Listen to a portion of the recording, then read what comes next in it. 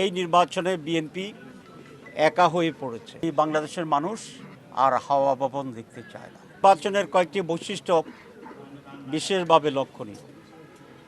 এক, এই নির্বাচনে আওয়ামী লীগ অনুপস্থিত আছে, আওয়ামী লীগ নেই।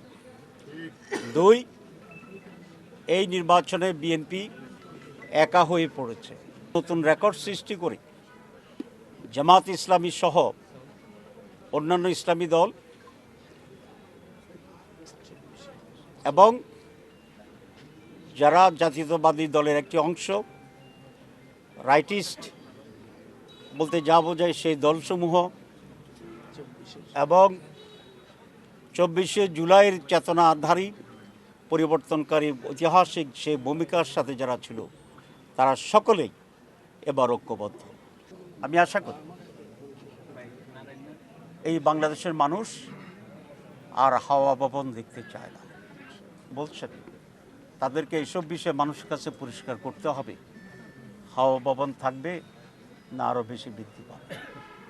আমি আর এই বিষয়ে কথা বলতে চাই না। জানেন জামাত ইসলামী অত্যন্ত সুশৃঙ্খল এবং অত্যন্ত সৎ পার্টি। আমরা যেটা বলি আমরা সেটা করার জন্য চেষ্টা করি।